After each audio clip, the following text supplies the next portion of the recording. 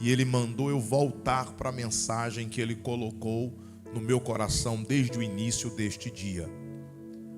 Então eu peço que você tenha paciência, porque eu irei tentar te mostrar alguns pontos nesta porção escriturística, nesta passagem, que irá nos fazer refletir muito sobre valores que não podem ser negociados em nossa vida. A palavra de Deus diz assim: e sucedeu, pois, que chegando Davi e os seus homens ao terceiro dia a Ziclague, já os amalequitas com ímpeto tinham dado sobre o sul e sobre Ziclague, e tinham ferido a Ziclague, e a tinham posto a fogo, e levaram cativos as mulheres que estavam nela. O que fizeram? Levaram cativos as mulheres que estavam nela. Porém a ninguém mataram, nem pequenos nem grandes, tão somente os levaram consigo e foram pelo seu caminho.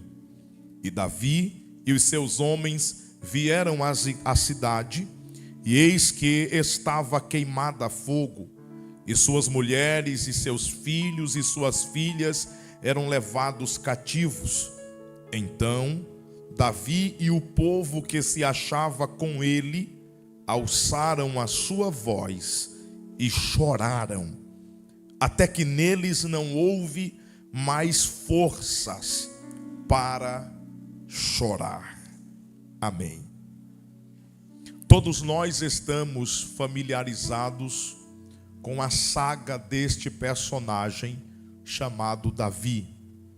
A Bíblia dedica muitas páginas para narrar para nós sobre a sua biografia.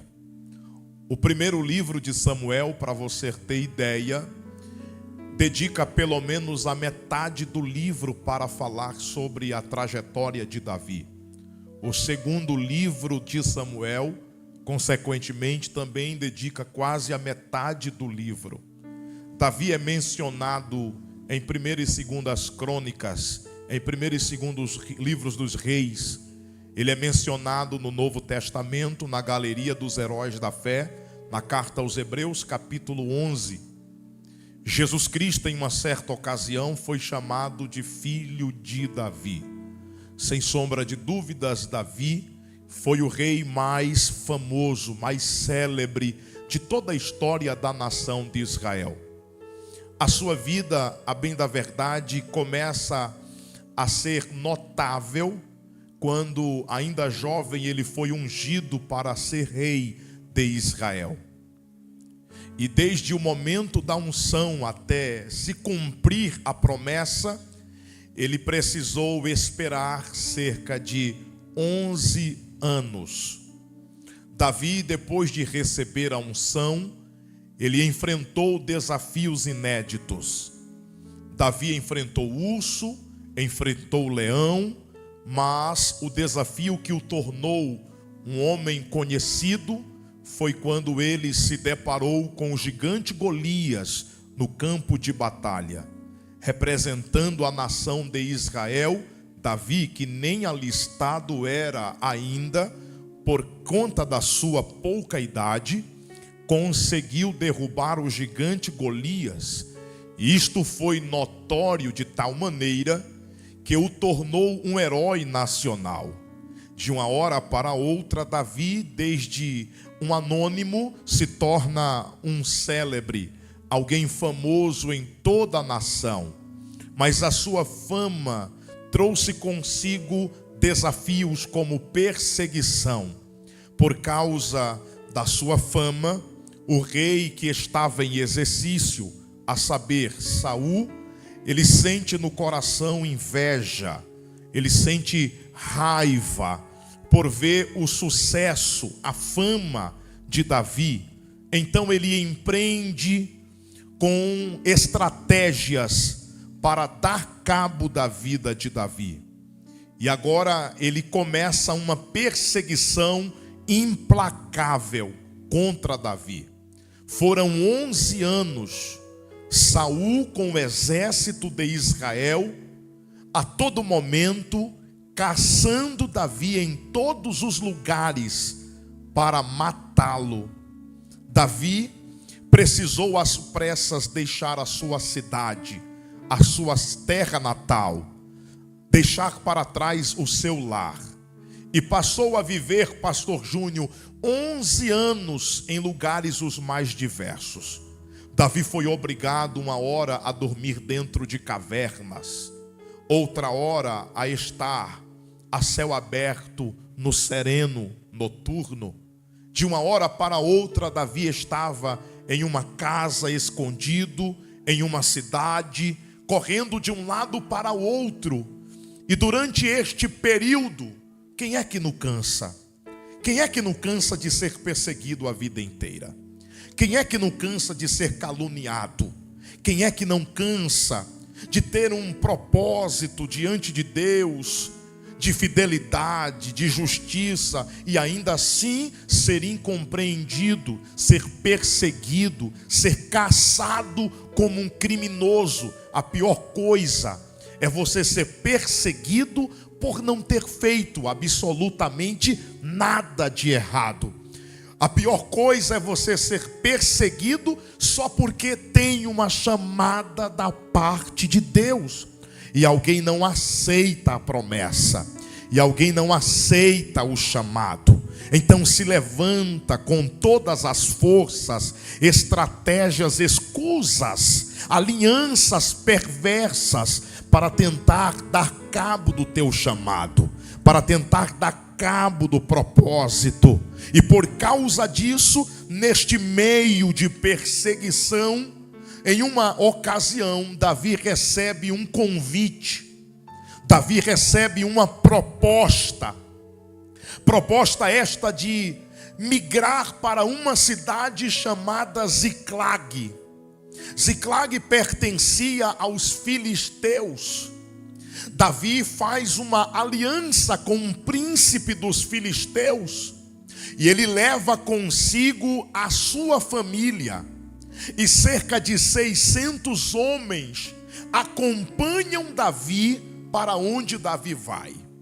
Davi recebe uma proposta de comandar a cidade de Ziclag. Em Ziclag, Davi era o rei. Em Ziclag, Davi era a maior autoridade. Davi está liderando uma cidade. Davi está com 600 homens como soldados. Davi está com a sua família. E ele passa cerca de 1 ano e 4 meses neste lugar. Durante todo este tempo em que Davi esteve em Ziclag, ele não se ausentou do campo de batalha. Davi guerreou contra várias cidades, vários povos. Mas houve uma ocasião em que os filisteus, uma vez mais, vai para o campo de batalha para lutar contra a nação de Israel. Davi não está mais entre os israelitas, mas quando ele sabe que Ax, o príncipe dos filisteus que lhe deu a cidade, vai para o campo de batalha contra Israel, como ato, tentando pagar uma dívida, como um ato de gratidão, Davi monta o seu exército, convoca os 600 homens e vai para a terra de Afeca para se aliar aos filisteus. Enquanto Davi está com os seus soldados, um dos príncipes dos filisteus olha para Davi e reflete, chega para Ax e diz: Davi no nosso meio? Isso não está certo. Davi não é israelita? Ele não deveria estar do lado dos israelitas? Por que ele está do nosso lado? Por que ele está no campo de batalha para guerrear a nosso favor? Aí outro príncipe chega a Ax e diz: isso vai dar problema, porque quando nós começarmos a guerrear, e a luta se intensificar, Davi, quando perceber que os filisteus estão prevalecendo contra a nação cujo ele é oriundo, ele vai sentir dó, ele vai se virar contra nós, ele irá lutar a favor de Israel, e o conflito vai ser desfavorável para nós. Talvez alguém chega para Ax e diz: você lembra que há anos atrás esse mesmo Davi lutou com o gigante Golias, venceu, prevaleceu, ele sozinho conquistou a vitória para a nação de Israel. Faz uma coisa, dispensa Davi, manda ele voltar para a cidade que ele está vivendo. Então o príncipe Ax chega a Davi, explica a situação e libera Davi com os seus 600 homens. Davi então vai retornar para Ziclag, só que da terra que ele estava, chamada Afeca, até a cidade de Ziclag, ele teria que marchar 3 dias para retornar ao seu lar. Durante o trajeto, enquanto Davi está voltando para casa, a família de Davi, a cidade de Ziclag, está desguarnecida. E um povo nômade, perverso, chamado de Amalequitas, conhecidos como ratos e chacais do deserto. Esse povo era um povo sanguinário. Este povo era um povo que se camuflava até no deserto, debaixo da areia, para dar de assalto contra os viajantes. Eles, esperando a oportunidade de entrar na cidade, perceberam que não havia soldado, que Davi estava ausente. Então eles aproveitaram, roubaram todos os bens, todo o despojo de Davi e das famílias. Como não bastasse, eles aprisionaram as mulheres, as esposas. Eles aprisionaram os filhos, as filhas, e levaram consigo para o mercado de escravos. Mas isso não basta. Eles decidem tocar fogo na cidade de Ziclag, e depois eles vão embora. Davi está regressando do campo de batalha, e quando ele vai se aproximando, ele percebe ao longe uma fumaça densa. Em passos céleres, ele e os soldados se aproximam de Ziclag, e quando eles chegam na cidade, eles veem tudo destruído. Cada homem entra na sua própria casa e procura pela família. Não encontra as esposas, não encontram os filhos, não há sinal de vida e nem sinal de morte, porque eles não estavam ali. As famílias tinham sido levadas escravas, e a casa está pegando fogo. Já haviam 3 dias de marcha, estão cansados, e eles, quando percebem que tudo está perdido, eles começam a chorar. O versículo 4 diz que eles choram tanto, mas tanto, até não ter mais forças para chorar. Você já viveu uma experiência em que se angustiou tanto, que chorou, chorou e chorou, que a barriga doeu, os músculos doeram, você não tinha mais força, você nem precisava ser tão intenso diante da circunstância, porque naturalmente as lágrimas vieram. Você já dormiu chorando, sem força para nada, sem força para lutar. Davi passou por isto. Davi está enfrentando um momento difícil. Davi está percebendo que a casa está destruída, a cidade está só os escombros. os seus despojos foram levados, e o mais importante, a família foi levada cativo. Mas eu preciso te alertar uma coisa: tudo isto, a culpa era de Davi. Tudo isto que estava acontecendo eram os resultados deletérios e funestos do comportamento equivocado de Davi. Tem muita gente que pensa que o que está acontecendo na sua vida de errado é por causa de Satanás. Tem muita gente que pensa que os conflitos que estão enfrentando é por causa do diabo. Tem gente que é tão problemática que se dependesse dele, o diabo estava desempregado. Tem hora que Satanás chega diante de Deus e diz: olha Deus, eu sei que eu não presto, mas aquilo ali quem fez não foi eu não. Eu sei que eu não presto, mas quem ocasionou aquilo ali não foi eu. Eu não tenho culpa de nada. Por quê? Porque tem gente que toma decisão errada. Tem gente que toma atitudes erradas. E essas atitudes comprometem não apenas a si, mas a família.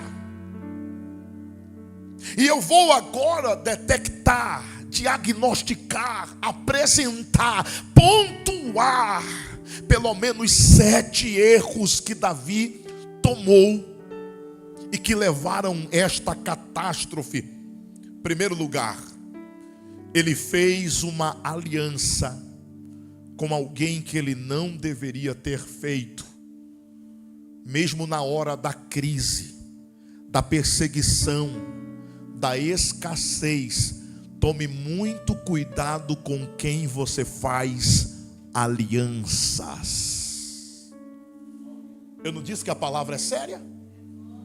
Mesmo na hora da prova, quando você olha para todos os lados e não encontra alternativa, cuidado com as propostas que surgem. Quando o príncipe dos filisteus trouxe a proposta para Davi de lhe entregar a cidade de Ziclag, e Davi abraçou, ele estava abrindo mão do reino de Israel. Todas as vezes que você abraça propostas que não vêm de Deus, você abre mão do que Deus tem, que é maior.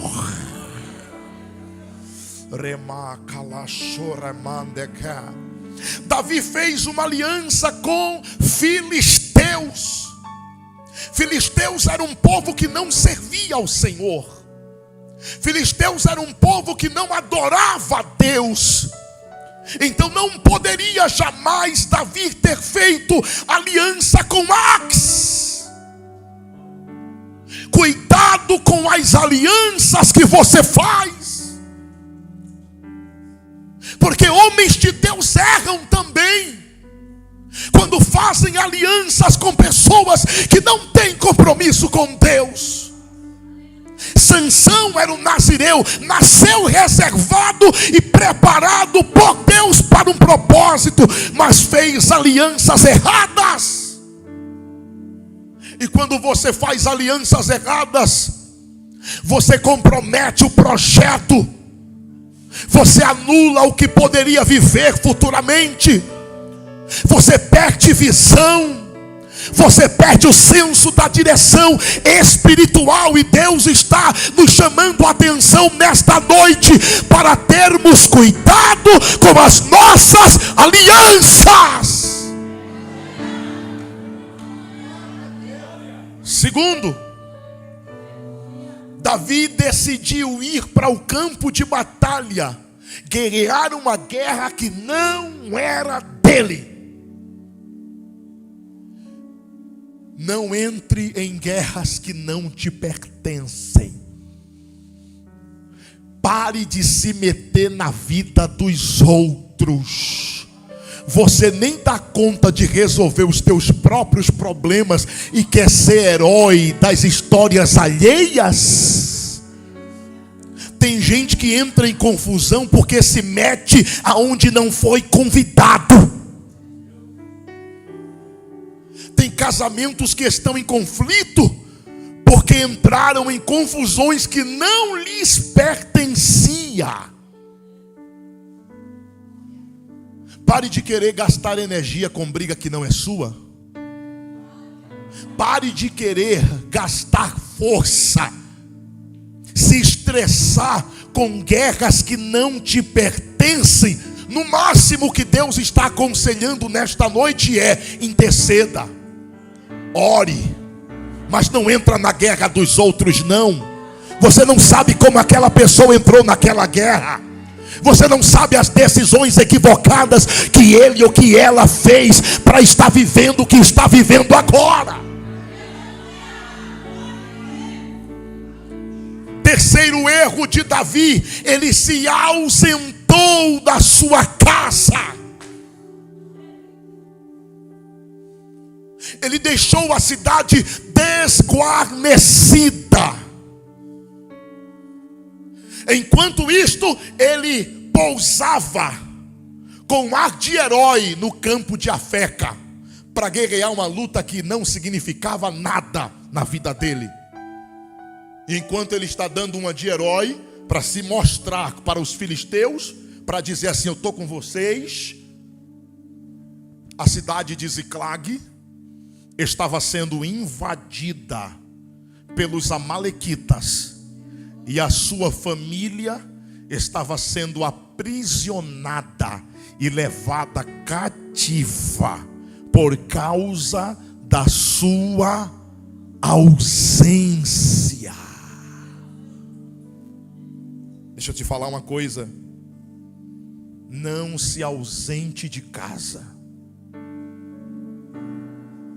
Todas as vezes que você se ausenta como pai, como mãe, como esposo, como esposa, o inimigo dá um jeito de ocupar o teu espaço.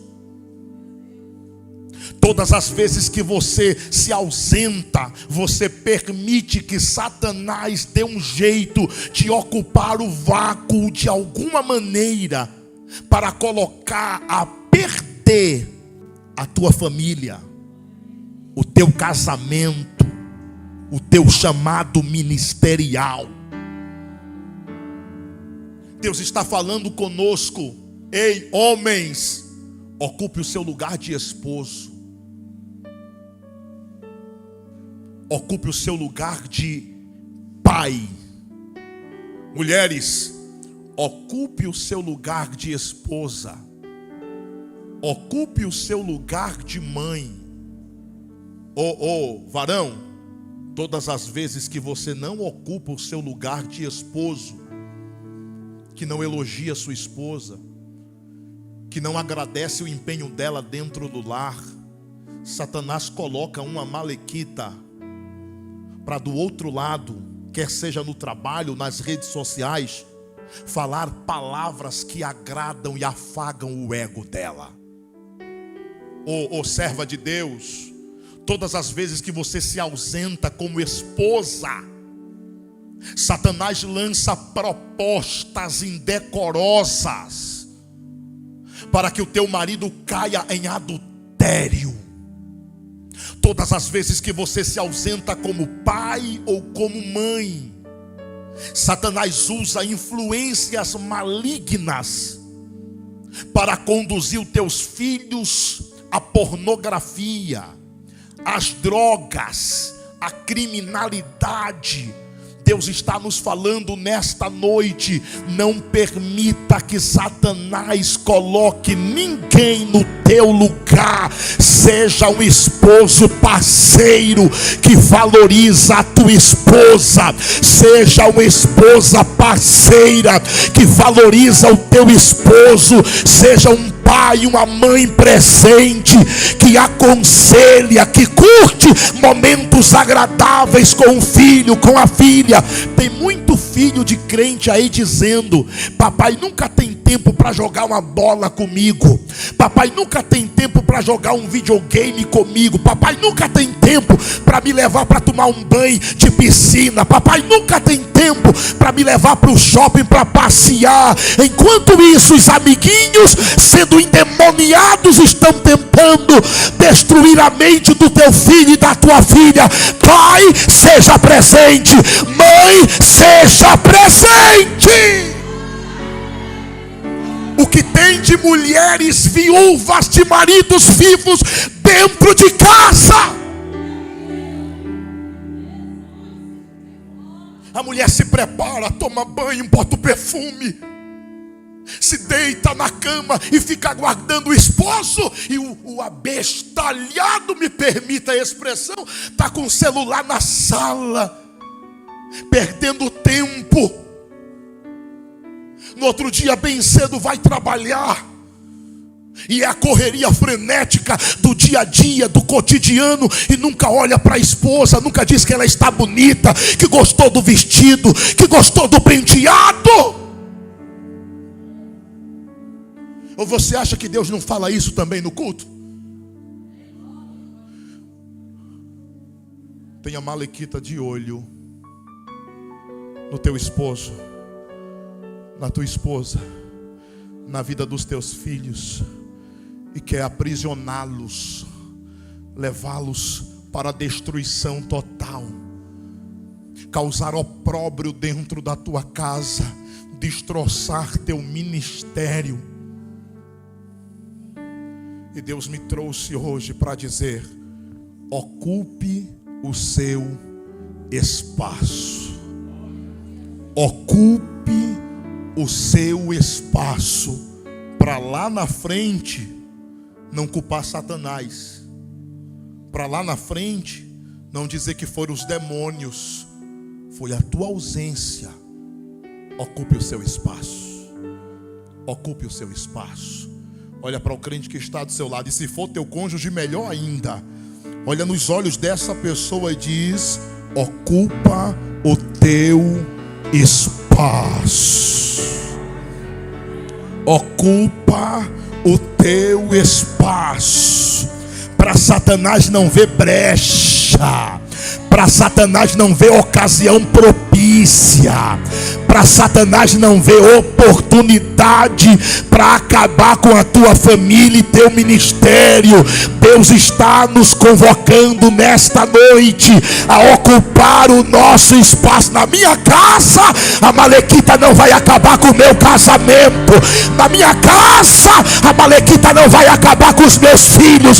Na minha casa, a Malequita não vai acabar com o meu ministério.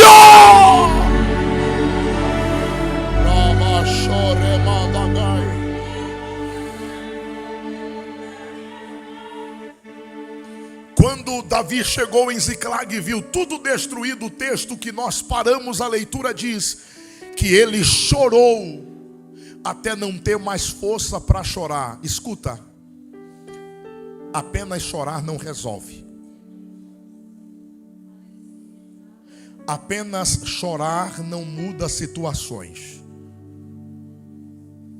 Há momentos na vida que é preciso parar de chorar e se posicionar, e ter uma atitude que te leve à conquista. Tem gente que está chorando o leite derramado. Tem gente que está chorando por conta de uma experiência de 20 anos atrás. Tem gente, pastor, que está chorando por conta de uma desilusão de 3, 4 anos. E Deus está dizendo para cada um de nós: eu quero que você pare de chorar. Eu quero que você pare de lamentar o que perdeu. Eu quero que você pare de sofrer por aquilo que já passou. Davi está diante das cinzas. E o que é cinza? É o que a combustão acabou. Cinza é o que sobrou do que existiu.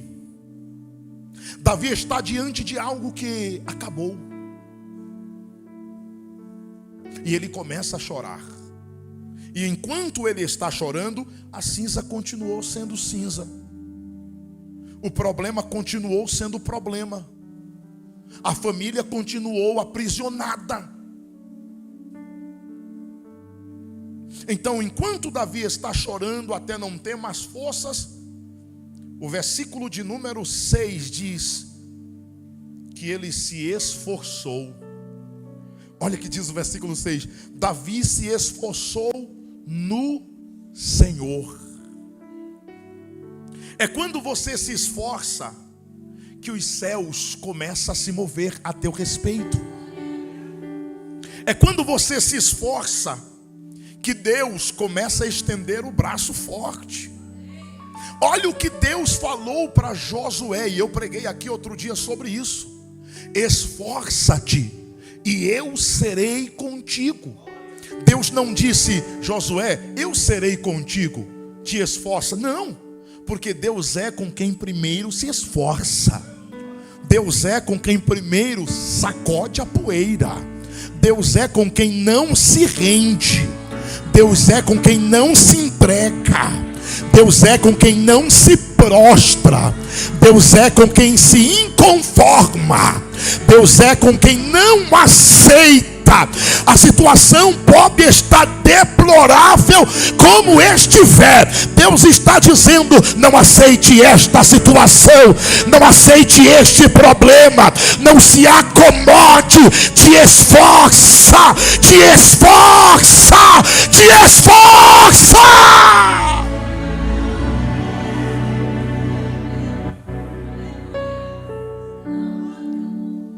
Então Davi toma uma sexta atitude.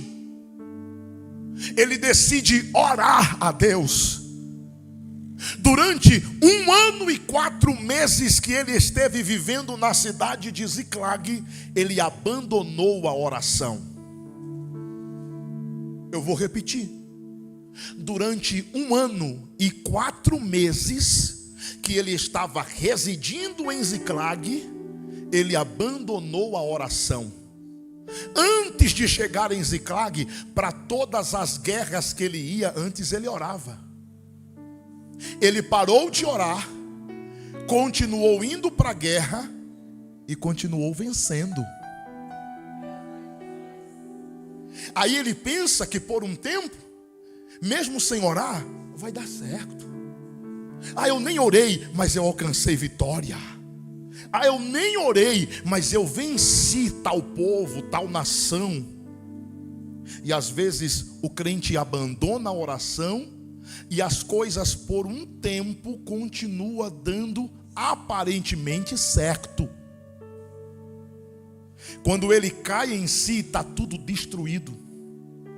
Porque Deus dá corda. Eu gosto de pescar, pastor. Amanhã eu vou estar na beira do Rio São Francisco pescando.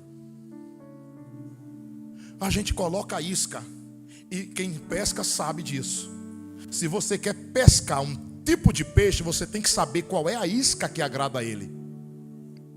Você coloca a isca do agrado do peixe, joga e aguarda. Uma hora ou outra o peixe encantado vem pela aparência, abocanha com todo gosto e faz isso, ó. Quando ele pega, ele vira. Na hora que ele vira, ele vai dar a direção dele. Aí a linha começa a correr. Correr. Correr. E o pescador está aqui com a vara. Quando ele sente, aí ele diz: agora chegou a hora.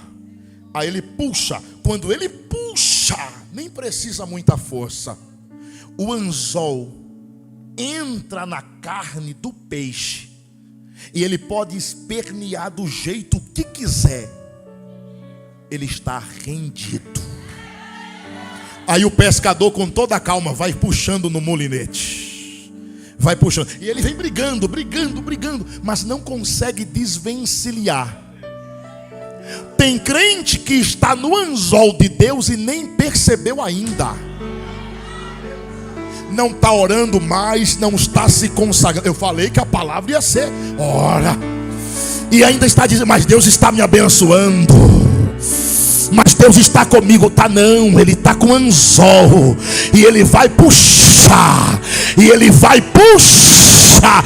Te arrepende enquanto há tempo, porque se você não se arrepender e o pescador chamado Jeová puxar, ele arrebenta contigo, ele te quebra na emenda, ele te deixa triturado até você mudar de atitude.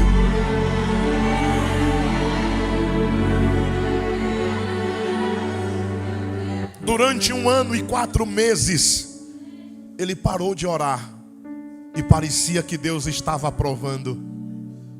Mas chegou uma hora que Davi percebeu. E quando foi a hora que Davi percebeu? Quando a cidade estava destruída, quando a família estava sendo levada como cativos. Aí ele se lembra: quanto tempo faz que eu orei? Quanto tempo faz que eu não chorava na presença do Senhor? Quanto tempo faz que eu não me quebranto diante do Eterno? Aí ele chama Abiatar, o sacerdote, pede o éfode, que é uma estola sacerdotal. Ele coloca e ele ora a Deus. E ele diz: Senhor, perseguirei eu esta tropa? Alcançá-la-ei? É 2 indagações. Deus responde: quem está quebrantado. Escute, tem coisas na sua vida que Deus não mudou ainda porque você não orou. Tem circunstâncias na sua vida que não foram alteradas por Deus porque falta apenas uma oração. E eu não estou falando de uma oração mecanizada na religiosidade, de palavras e frases feitas. Eu estou falando de quebrantamento, de lágrima, de arrependimento. Deus diz: perseguirei eu esta tropa, alcançar-la-ei? Deus não, Davi. Aí Deus responde: persegue, tu irás alcançar, irás recuperar. Só que Davi não sabe para que direção ir. Busca alguns rastros. Imagina, talvez estão indo nessa direção. Ele chama os 600 homens: vamos comigo. Mas você lembra que os homens estavam no campo de batalha? E que para chegar em Ziclag eles marcharam 3 dias? No mínimo eles estão esgotados. E tem hora que mesmo esgotado você tem que lutar. Tem hora que mesmo esgotado você tem que ir para cima. Então eles começam a marchar novamente. E eles estão em busca da família.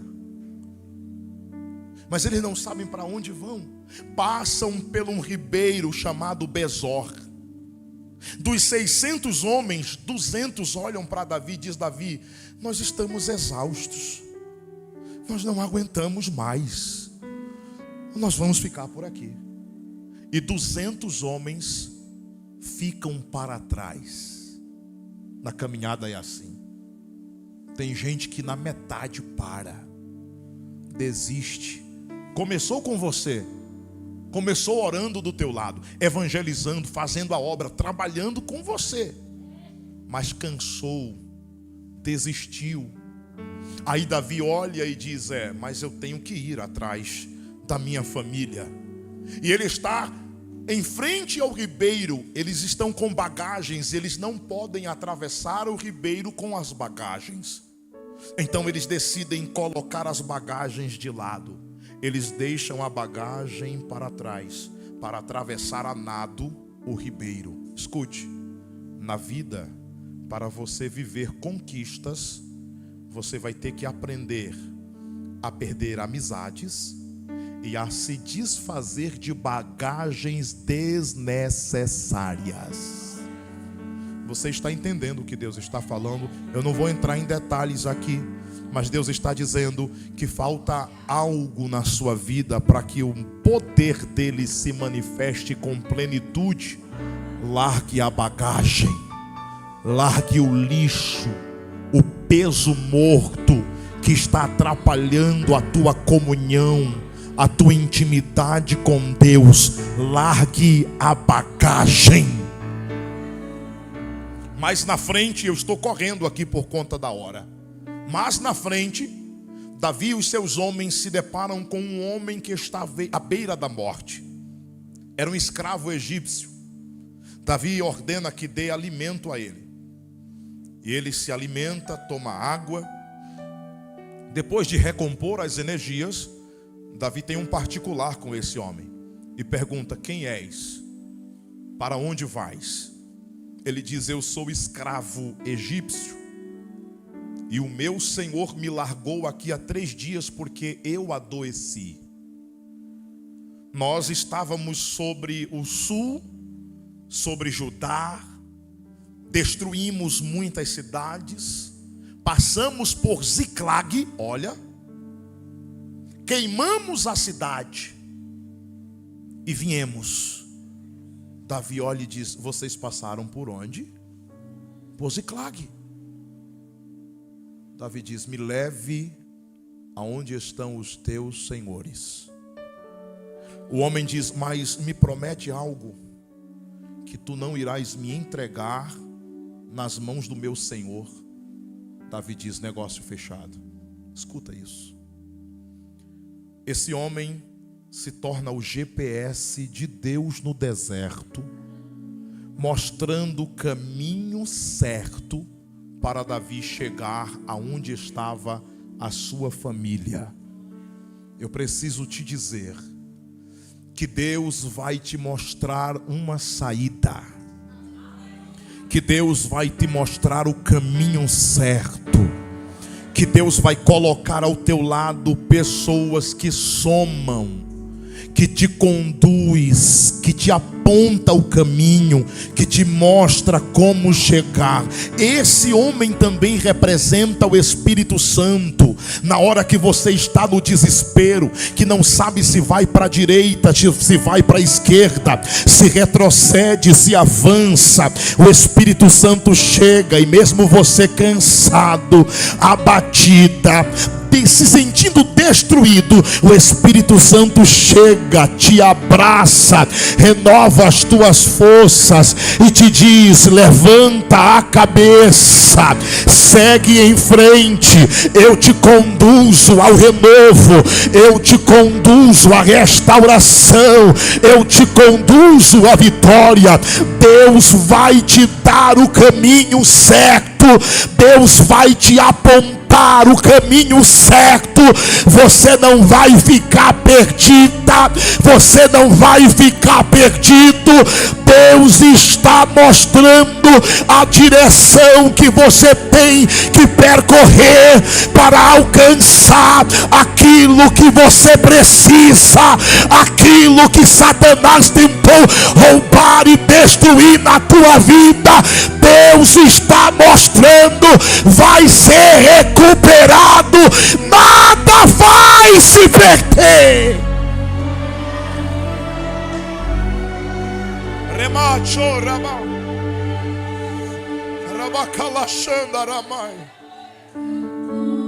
Quando chegaram mais adiante, no crepúsculo, já anoitecendo, chegaram e Davi percebeu de longe um barulho, um burburinho. Quando Davi observa, eram os amalequitas. Olha que desaforo. Eles estavam bebendo, dançando, comendo, dando uma grande festa, comemorando a derrota de Davi. A Bíblia descreve que Davi entra em cena e começa a guerrear desde o crepúsculo até a tarde do outro dia. Mas ele consegue vencer os amalequitas e liberta esposa, filhos e recupera os despojos.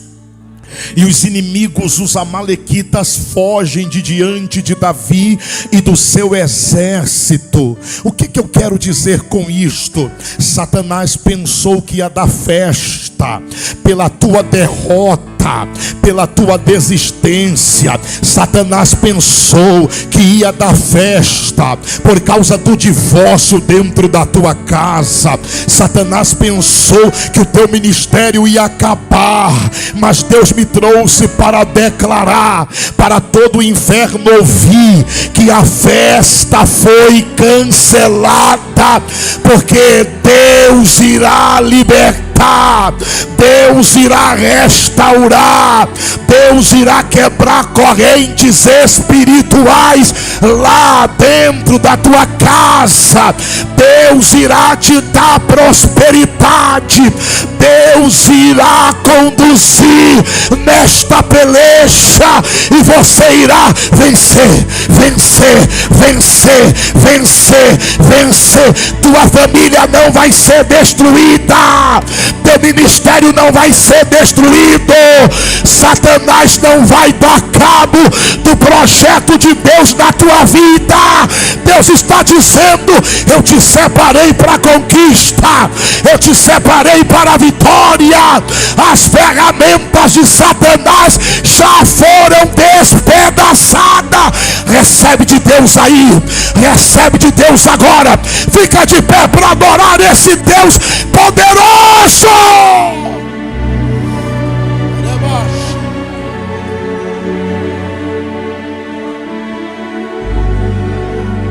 Você vai voltar a orar com mais intensidade. Você vai voltar a buscar a Deus com mais fervor. Você vai voltar a fazer a obra de Deus. Satanás pensou que ia parar. Satanás pensou que ia tapar a tua boca, ia tirar o louvor dos teus lábios, a alegria do teu rosto. Mas Deus me trouxe para declarar: toda ferramenta preparada contra ti não vai prosperar, não vai prosperar, não vai prosperar. Em juízo tu as condenarás.